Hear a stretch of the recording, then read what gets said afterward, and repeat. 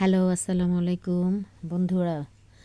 আমরা বাহিরের দেশে থেকেও এত কাজ করি বাহিরে, তারপরেও ঘরে এসে দেখেন নিজের হাতে রুটি বানাই, নিজে আটা ছেনে নিজের হাতে রুটি বানালাম। মাশাল্লাহ, দেখেন কত রুটি ফুলে গেছে।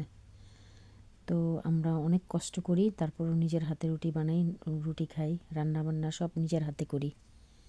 বুঝতে পারছেন, সব কিছু নিজের হাতে করি আমরা। আর আমাদের বাংলাদেশে কাজের বুয়া আছে, তারপরে আমাদের বাংলাদেশের আমাদের বোনেরা, আমাদের ইয়েরা সবাই পারে না, বুঝছেন, কোনো কাজ করতে পারে না। সবার ঘরে কাজের বুয়া থাকা সত্ত্বেও সবাই টায়ার্ড হয়ে যায় কাজ করতে করতে। বাংলাদেশের সবাই টায়ার্ড, আর আমরা এইখানে বাহিরের কাজ, ঘরের কাজ সম্পূর্ণ কিছু নিজেরাই করি। আমাদের তো এখানে কাজের বুয়া নাই, কারণ আমরা নিজেরাই বুয়া।